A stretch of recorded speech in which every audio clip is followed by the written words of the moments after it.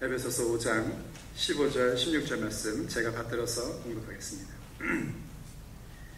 그런즉 너희가 어떻게 행할지를 자세히 주의하여 지혜 없는 자같이 하지 말고 오직 지혜 있는 자같이 하여 세월을 아끼라. 때가 악하니라. 아멘. 오늘도 주님의 은혜가 여러분과 함께 하시기를 축복합니다. 하나님이 여러분을 사랑하십니다. 하나님이 여러분과 함께 하십니다. 여러분의 눈에 보이지 않아도, 여러분의 손에 만져지지 않아도 하나님은 여러분과 함께 하십니다. 그 함께 하시는 하나님을 여러분들이 볼 수 있고 함께 하시는 하나님을 경험할 수 있기를 주 예수님의 이름으로 축복합니다. 언제부터인지는 잘 모르겠는데 최근에 하여튼 좀 된 것 같아요. 시간이 얼마나 빨리 가는지 정신이 하나도 없습니다. 아마 여러분들도 그런 느낌이 드시는지 모르겠어요. 시간이 엄청 빨리 갑니다. 지금 주일이지 않습니까? 주일 예배 드리고 가면은요, 하면 수요일입니다. 그리고 수요일 지나서 피곤하다, 좀 힘들었어 하면은 벌써 이렇게 주일이 왔어요. 뭐 중간에 다 어디 가는지 모르겠고 시간이 막 빨리 갑니다.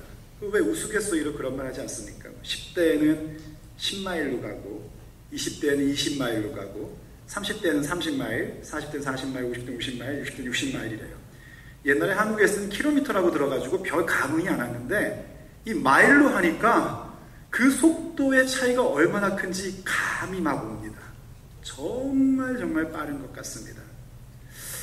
그래서 이게 정말 점점 나이를 먹어가면 시간이 빨리 간다는 그 얘기인가 했는데 우리 집에 있는 10대들도 빠르대요. 요새 시간이요.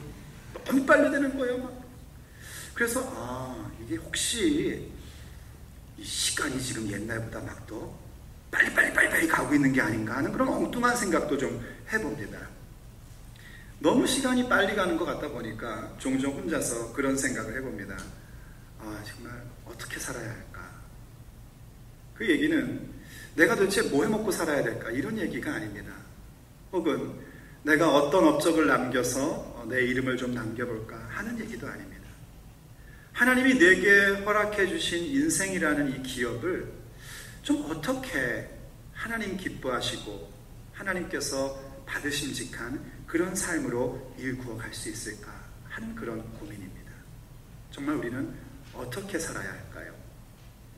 에베소에 쓴 편지에 진리하게 주는 메시지 39번째 이야기, 오늘은 어떻게 살아야 할까 라는 제목으로 함께 은혜를 나누고자 합니다. 우리가 함께 계속 묵상하고 있는 에베소서는요, 우리에게 명령하기를 너희가 어떻게 행할지를 자세히 주의하라고 그렇게 명령을 내립니다. 어떻게 행한다는 것이 내 행동 동작을 어떻게 가질 것인가의 차원이 아니라 정말 내게 허락되어진 인생을 어떻게 살아야 할 것인지 주의 깊게 살펴보라고 그렇게 명령하고 있는 것입니다. 그런데 과연 우리가 어떻게 살아야 할까라는 부분을 생각하려면 그 전에 과연 나는 누구인가 하는 자기 정체성에 대한 분명한 해답을 먼저 가질 수 있어야 됩니다. 내가 누군가 하는 겁니다. 나는 누구인가? 과연 내가 누구인지에 대한 해답을 갖게 되면 자연스럽게 내가 어떻게 살아야 할지에 대한 것들도 알게 됩니다. 사람은요, 너나 할 것 없이 누구나 다 관계 속에서 나라는 존재를 알게 됩니다. 우리는 어느 누구도 스스로 존재하는 사람은 없습니다. 나실제 괴로움 다 잊으시고 길을 쉴 때 밤낮으로 고생하시고 진자리 마른 자리 갈아뉘시며 어서 많이 듣던 거죠. 정말 그렇게 모든 관계 속에서 우리의 존재가 있는 겁니다. 한번 생각해 보세요. 여기 임영희라는 사람이 하나 서 있습니다. 임영희가 누군지는 아시죠? 접니다, 저. 이 임영희라는 사람을 설명할 때에 그냥 제가 여기 있다는 것으로는 제가 누구인지에 대해서 설명할 길이 없습니다. 제가 누구인지를 설명하려면 여러분들이 있어야 제가 누군지 설명이 됩니다. 여러분이 저를 얘기할 때 뭐라 그럽니까? 우리 교회 목사다 라고 설명을 합니다. 또 저희 집의 가족들에게는 내 남편이다 혹은 우리 아빠다 라는 것으로 저를 설명을 합니다. 제가 그렇게 관계 속에서 내가 누구인지를 명확히 알고 있으면 그 다음에 제가 어떻게 해야 될지도 자연스럽게 답이 나오게 됩니다. 여러분들이 저를 가리켜서 우리 교회 목사야 라고 얘기할 때, 물론 여러분들은 그렇게 얘기 안 하시죠. 우리 교회 목사님이야 라까지 얘기를 하시죠. 우리 교회 목사야 라고 얘기할 때에 부끄럽지 않고 오히려 신실하고 믿음직스럽고 그리고 자랑스러운 목사가 되고 싶은 것이 제가 목사로서 어떻게 해야 될지에 대한 답변으로 나오는 겁니다. 내 남편이에요 라고 얘기할 때에 제 아내가 저를 생각하면 참 믿음만 하고 자기를 너무나 사랑해서 제 얘기에 순종할 만한 사람이라는 것을 분명히 인식할 수 있도록 하는 것이 제가 살아야 할 삶의 방법입니다. 우리 아빠예요 라고 얘기할 때에 저는 단순합니다. 내 자녀들이 언제든지 어느 곳에서든지 저와 함께 인생의 길을 의논할 수 있고 방향을 생각할 수 있고 어떤 상황에도 저에게 찾아올 수 있으며 저를 통해서 쉼을 얻을 수 있는 아버지의 모습을 갖는 게 제가 어떻게 살아야 될지에 대한 모습입니다. 우리가 관계 속에서 내가 누구인지에 대한 그런 명확한 인식을 갖고 내가 누구인지를 잘 기억을 하며 그 모습을 알면 이제 어떻게 살아야 할지도 나타나게 되는 겁니다. 근데 사실은요, 제가 그러한 모습들, 목사요, 남편이요, 혹은 아버지요, 혹은 또 아들이요, 이런 모습을 가져가는 것은 사실은 보다 더 본질적인 부분에 대한 내가 누구인지를 알아야 비로소 그 모든 것들을 온전하게 감당해 갈 수 있습니다. 그래서 에베소서는 우리한테 우리들끼리의 릴레이션십 관계에 대하여 설명해 주기 전에 과연 성부와 성자와 성령과 우리의 관계가, 나의 관계가 어떠한 관계인지를 먼저 가르침으로 주고 있습니다. 성부 하나님과의 관계는 과연 어떠한 관계인가? 에베소서는 우리에게 우리가 바로 하나님의 자녀라고 그렇게 그 관계를 설명해 주고 있습니다. 하나님의 자녀라는 것은 하나님의 나라를 우리가 상속받을 수 있는 권리를 갖고 있는 사람이라는 얘기입니다. 그리고 성자 예수님과의 관계 속에서 우리를 뭐라고 얘기하냐면 우리는 그리스도의 몸이라고 그렇게 설명을 해줍니다. 예수님께서 머리가 되시고 우리가 몸이 됨으로써 예수님과 우리의 관계는 뗄래야 뗄 수 없는 하나인 관계이고, 그리고 예수 그리스도를 통해서만 사실은 하나님의 자녀되는 권세를 누리게 되었다는 것을 우리에게 가르쳐주고 있습니다. 그리고 성령 하나님과의 관계 속에서는 성령으로 우리를 인쳐주셔서 우리와 함께 하시는 하나님이 되어 바로 하나님의 자녀되어 하나님을 본받는 자의 삶을 살 수 있는 능력이 되고 힘이 되고 근거가 되시는 그런 관계에 있음을 가르쳐줍니다. 그래서 급기야 우리에게 예수 그리스도의 빛을 허락해 주시고 생명의 빛을 갖고 우리 자신이 빛된 삶을 살도록 허락하시는 하나님, 그거를 만들어 가시고 이끌어 가시는 성령님에 대한 우리의 관계를 설명해 주고 있는 겁니다. 우리가 어떤 존재라고요? 바로 이렇게 성부와 성자와 성령의 관계 속에서 내가 누구인지 설명될 수 있는 존재입니다.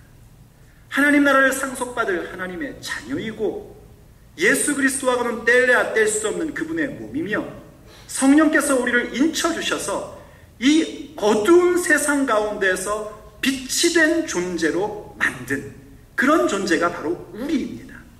하나님과 우리 사이의 관계 때문에 우린 그런 모습을 갖게 된 것입니다. 그래서 그런 모습을 갖고 있는 하나님의 자녀요 그리스도의 몸이요 성령의 인치심을 받은 자이기에 우리가 이제 어떻게 살아야 할 것인가 할 때에 오늘 본문 15절이 그런즉 너희가 어떻게 행할지를 자세히 주의하여 지혜 없는 자 같이 하지 말고 오직 지혜 있는 자 같이 하여 라고 얘기합니다. 뭘 하라고요? 지혜 있는 자 같이 하랍니다. 어떻게 살 것인가? 지혜 있는 자답게 살란 말입니다. 우리가 살아야 할 삶의 방식, 하나님의 자녀요 예수 그리스도의 몸이라면, 성령의 인치심을 받은 사람이라면 당연히 지혜 있는 사람답게 사는 겁니다.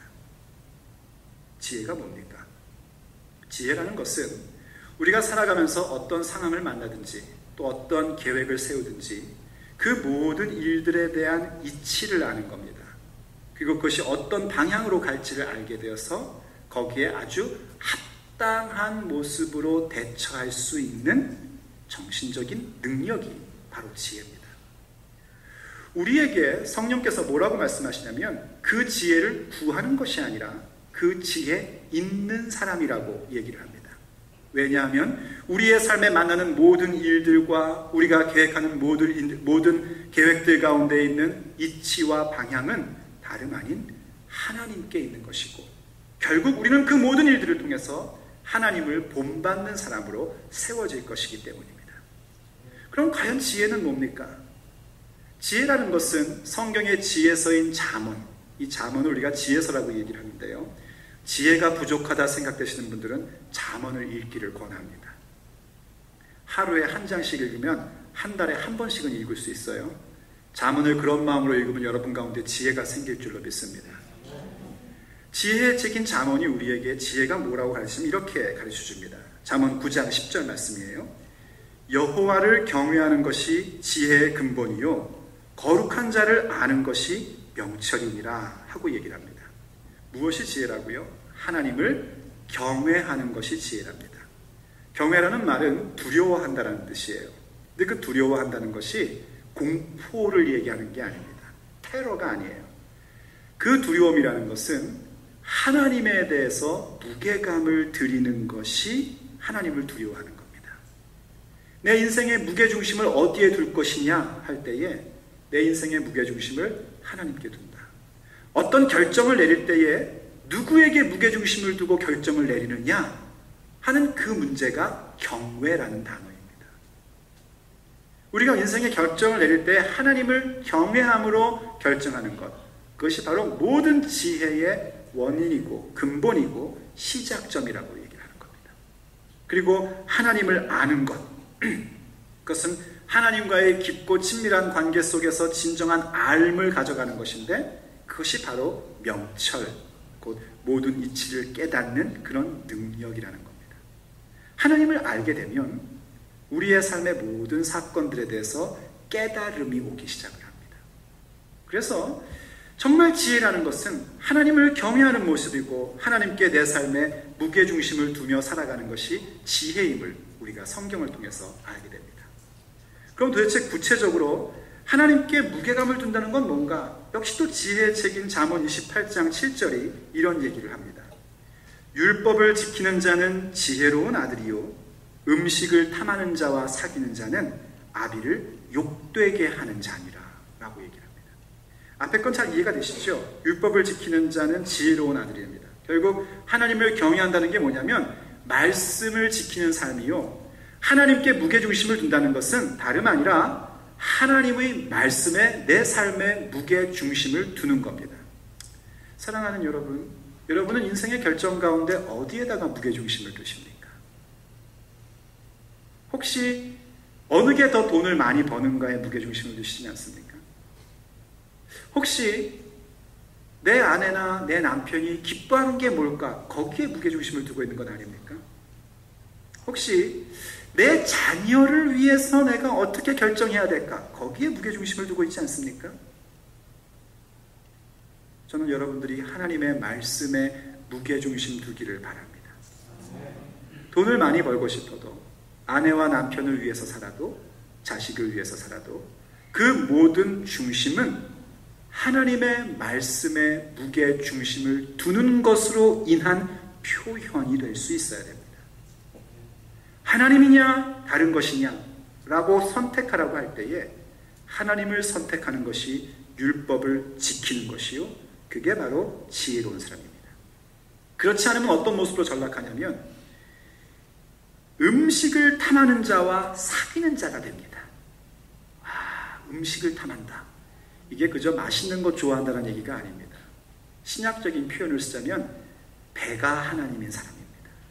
자기 배, 자기의 욕구를 채우고 자기의 만족을 채우는 것이 하나님인 사람들, 그게 자기의 신인 사람들을 얘기하는데, 그런 사람들이 되지 않는 것은 우리가 믿음의 사람으로서 하나님의 자녀요 그리스도의 몸으로서 당연한 일이고, 그런 사람들과 사귀는 모습조차도 아비를 욕되게 하는 거란 말입니다. 그런 사람들과 사귀는 이유가 뭡니까? 사귄다는 것은 같은 마음을 가지고 같이 함께 뭔가를 한다는 겁니다. 그건 전도하기 위해서 가는 거하고는 차원이 다른 얘기입니다. 그들이 하는 것들이 참 합당하게 여겨지고 그들이 하는 모습이 너무나 부러워서 어떻게든지 그 사람과 관계를 가짐으로 인해서 그 사람 덕을 좀 보겠다 하는 게 사귀는 겁니다. 그런 사람들은 하나님을 욕되게 하고 부모를 욕되게 하는 모습으로 전락합니다. 그래서 우리가 어떻게 해야 되는가? 결국은 음식을 탐하는 자와 사귀는 자가 아니라 하나님의 말씀을 지키는 자가 되어야 하는데, 이 모습의 구체적인 방향은 바로 책망을 귀 기울여 들을 줄 아는 것입니다. 잠언 15장 31절 이렇게 얘기해요. 생명을 주는 책망에 귀 기울이는 자는 지혜로운 자들 가운데 살 것이다 라고 얘기합니다. 나의 삶에 생명을 주는 책망이 있습니다. 비난을 위한 비평이 아니라, 어떨 땐 그런 때도 있죠. 그냥 하루 종일 집에서 남편 기다리다가 기분이 나빠가지고 오늘 한번 시비를 걸어야겠어, 이렇게 하면서 이제 괜히 한번 긁는 경우가 있지요. 그렇죠? 그런 거 말고 정말 나의 영혼을 위하고 내 생명과 나의 유익을 위해서 주는 책망이라는 것이 있습니다. 그거를 귀 기울여 들을 줄 아는 사람들은 지혜로운 사람 가운데 앉아있는 지혜자가 된다는 겁니다. 사실 책망 듣는 거 별로 좋지 않습니다. 목사도 설교할 때 여러분들 하나님이 여러분을 사랑하십니다, 하나님이 여러분들의 인생을 보장하십니다, 이런 얘기 들으면 아멘이 절로 나오는데, 하나님이 여러분 가만 안 두신답니다, 똑바로 하십시오, 이러면 아멘을 할 수 없이 하긴 하지만 좀 기분이 언짢지 않습니까? 그런데 그 책망을 들을 줄 아는 자가 되어야 됩니다. 지혜로운 자녀들은요, 부모의 책망을 듣습니다. 참 항상 우리 엄마는 다 이상해요. 다른 사람 엄마는 다 좋아 보이는데요, 내 엄마는 항상 이상합니다. 왠지 아십니까? 다른 애들한테 우리 엄마는요, 절대로 잔소리를 하지 않습니다. 늘 그윽한 미소로 자애로운 집사님, 자애로운 권사님의 표정을 지어줍니다. 그런데 내가 한국 문화를 잘 몰라가지고 뭐 조금 실수하거나 혹은 뭐 다른 데 집중하느라고 잘 못해서 인사를 못하면 금방 그 자애롭던 엄마가 얼굴이 바뀝니다. 인사 안 해? 그거로 안 끝납니다. 그날은 집에 가서 죽는 날입니다. 1시간 동안 엄마의 잔소리를 들어야 합니다. 엄마의 잔소리는 거기서 끝나지 않습니다. 얘야, 이 닦았니? 얘야, 숙제는 했니? 얘야, 샤워했니? 온갖 잔소리를 다 합니다. 그런데 옆집 애한테는 샤워를 안 해도 하루쯤 안 해도 괜찮아, 인사를 안 해도 애가 못 봐서 그렇겠죠 라고 얘기를 합니다. 왜 나한테만 그러는지 항상 내 엄마는 이상합니다. 그런데 아시죠 여러분? 그 책망 잔소리를 듣는 것이 지혜로운 겁니다. 아멘들도 안 해요. 애들은 오늘 그래도 마더스데이고 어버이날인데 이럴 때쯤 아멘을 해주셔야죠. 그 책망과 잔소리를 듣는 게 지혜로운 겁니다. 왜 그렇죠? 너에게 생명이 있는 삶, 너에게 기쁨이 있는 삶, 너에게 건강한 삶을 살 수 있는 길을 알려주는 것이 책망이고 잔소리이기 때문입니다. 믿음에 대해서도 마찬가지입니다. 하나님께서 우리에게 책망하신 말씀들이 두렵다고 덮어버리고 귀를 막으면 그것은 지혜로운 것이 아니라 어리석은 자입니다. 하나님이 우리의 아버지가 되시기 때문에, 또 때로는 하나님께서 성경을 통하여 가르쳐 주시기를 어머니의 심정으로 우리 가운데 다가오시기 때문에, 하나님이 우리가 힘들고 괴롭고 상처받고 아픔 가졌을 때는 감싸 안고 안아주시고 위로하시지만, 우리가 건강하게 뭔가를 일을 이루며 갈 때에는 계속해서 똑바로 살아야 될 부분에 대하여 책망하시고 잔소리하시고 꾸짖어주시는 그런 신실하신 하나님이십니다. 그 얘기를 들을 줄 아는 자가 지혜로운 사람인 것입니다. 그래서 성경 잠언 19장 8절이 이렇게 얘기를 합니다. 이러한 지혜를 얻는 자는 자기 영혼을 사랑하고 명철을 지키는 자는 복을 얻느니라. 아멘. 바로 그런 지혜를 얻는 자가 자기 영혼을 사랑한단 말입니다. 하나님을 경외할 줄 알고 하나님의 말씀을 지킬 줄 알고 하나님의 책망의 말씀을 들을 줄 아는 지혜 있는 사람이 결국은 자기 영혼을 사랑할 줄 아는 사람입니다. 아무리 교회를 오래 다녀도요, 자기의 영혼을 사랑할 줄 모르면 자기 멋대로 살아갑니다. 사람이 방자해집니다. 정말 하나님을 존중히 여길 줄 알고 그 말씀에 무게를 둘 줄 알며 하나님께서 내게 주시는 책망의 음성까지도 받아들이는 그 지혜를 가지고 있을 때에 우리는 비로소 내 영혼을 사랑하는 사람이 되고, 내 영혼을 사랑할 줄 알기에 내 삶이 지혜 있는 자다운 모습으로 살아가는 게 합당하다는 것을 깨닫게 됩니다. 그러면서 점점 성장하게 되고 더욱더 성숙한 예수의 사람들로 자리매김되는 것입니다. 그러한 사람들에게 하나님이 무엇을 보장하시는가? 잠언 24장 14절 말씀이 우리에게 이렇게 얘기를 합니다. 지혜가 내 영혼에게 그와 같다는 것을 알아라. 여기 그와 같다는 것은 그 앞에 13절 여러분에게 읽어드리지 않았지만 거기에 이런 내용이 나옵니다. 지혜는 너희 입에 꿀송이 같다. 정말 달콤한 거라는 겁니다. 그런데 그 달콤한 것이 내 영혼에 그와 같다는 겁니다. 그것을 얻으면 너의 장래가 밝아지고 너의 소망이 끊어지지 않는다. 할렐루야. 이 지혜를 여러분이 얻으면 장래가 밝아진답니다. 여러분의 장래가 밝기를 원하시죠? 몇 분은 내 장래가 깜깜했으면 좋겠다 이러신 것 같아요. 답변이 없습니다. 정말 여러분 장래가 밝아지길 원하시죠? 소망이 있기를 원하시죠? 지혜를 얻어야 된다는 겁니다. 그런데 여러분에게 놀라운 소식을 알려드립니다. 그 지혜를 지금 얻으라고 말씀하시는 것이 아니라 지혜가 우리에게 있다라고 에베소서가 얘기합니다.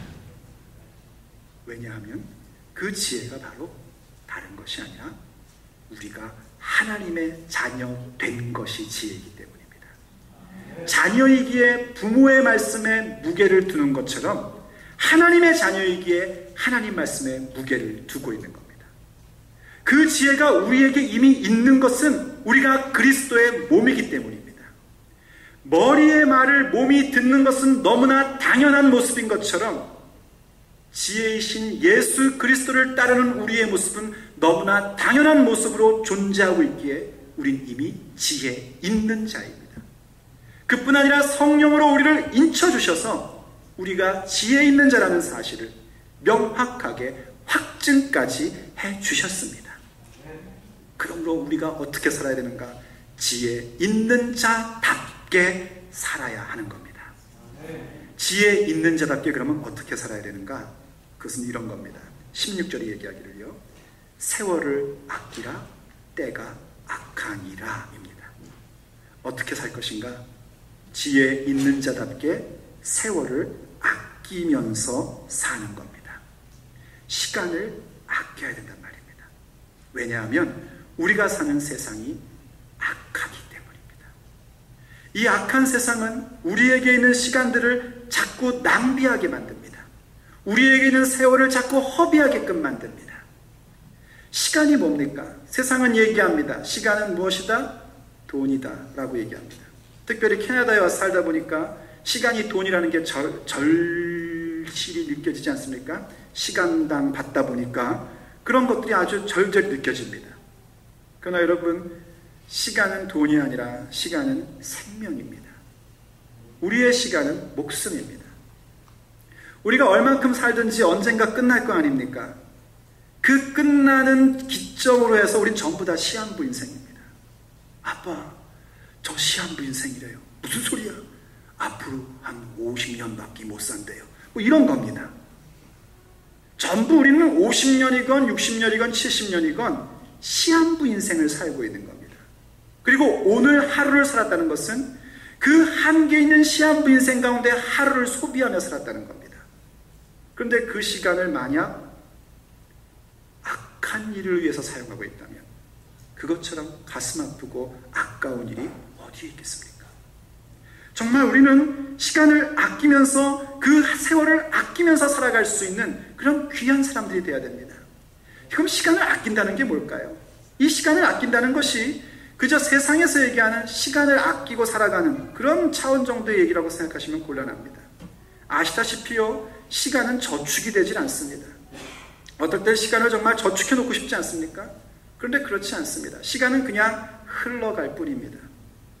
시간을 아낀다는 것은, 세월을 아낀다는 것은 그 흘러가는 시간들을 내가 어떻게 사용하느냐라는 얘기입니다. 그리고 그 시간을 어떻게 사용하느냐는 세상에서 얘기하는 성공 비결책에 나오는 그런 식으로 시간을 분배해서 쓰라는 얘기가 아닙니다. 아침형 인간, 새벽형 인간, 그런 얘기가 아닙니다.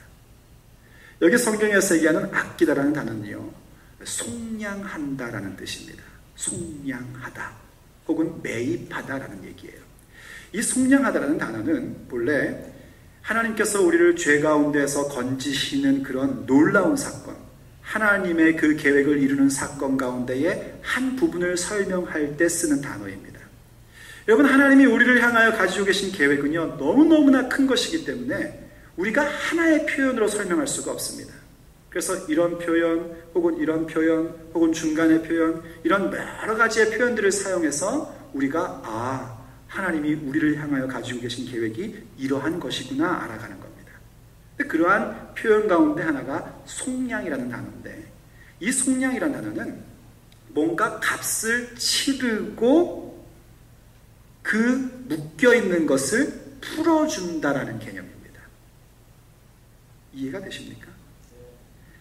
만약에 제게 지금 이 볼펜이 하나 이렇게 있지 않습니까? 근데 여러분이 딱 보니까 임영희 목사가 이 볼펜을 억압하고 사는 거예요. 볼펜의 기능으로 잘 써야 되는데 이거 가지고 맨날 장난만 치고 이거로 막 칼싸움하고 하면서 하니까 여러분들이 이 볼펜이 너무 갑자기 불쌍해진 겁니다. 그래서 여러분이 살 필요가 없는데 저한테 와가지고 이 볼펜을 팔려고 그러는 거예요. 그래서 제가 볼펜을 팔았어요. 그럼 여러분은 어떻게 한 겁니까? 이 볼펜을 속량해 준 겁니다. 그 의미가 속량이라는 뜻이에요. 흔히 어떤 사람들이 그런 얘기를 합니다. 예수님께서 우리를 속량해서 값 주고 사셨다 했더니 예수님이 누구에게 페이한 거냐? 페이 투 누구냐? 이걸 관심을 가져요. 그 얘기를 하려고 하는 것이 아닙니다. 우리의 인생 자체가 세상의 권력, 세상의 가치와 판단의 기준에 묶여 있는 겁니다. 그래서 우리가 본래 가져야 될 기능인 하나님의 영광의 찬송을 드리는 일들을 하지를 못하고 매여 있었습니다. 그런데 예수님께서 그러한 매여 있는 우리들을 풀어주시기 위하여 어느 누구도 되갚을 수 없는 값어치 예수님 자신을 주심으로 우리를 그 묶였던 것에서 풀어내셨다 하는 게 속량이라는 단어의 초점입니다. 뭐 사탄한테 페이한 것도 아니고요, 스스로 페이하신 것도 아니라 페이가 목적이 아니라 묶인 걸 풀어줬다는 것이 속량이라는 단어를 쓸 때에 표현하는 겁니다. 그런데 그 단어를 지금 어디다 쓰고 있냐면 너희들의 세월을 속량하라 라는 단어에 사용하고 있는 겁니다. 무슨 얘기인지 아시겠죠? 예수님께서 우리의 원래 목적대로 사용되지 못하는 그것들을 속량하신 것처럼 하나님께서 우리에게 허락하신 세월, 우리에게 허락하신 시간들, 우리에게 허락하신 인생이라는 그 놀라운 시간들이 제 기능을 발휘하지 못하고 어둠의 세력 가운데 묶여있고 악한 일 가운데 쓰여지고 있는 이 모든 것들을 속량하라는 것입니다.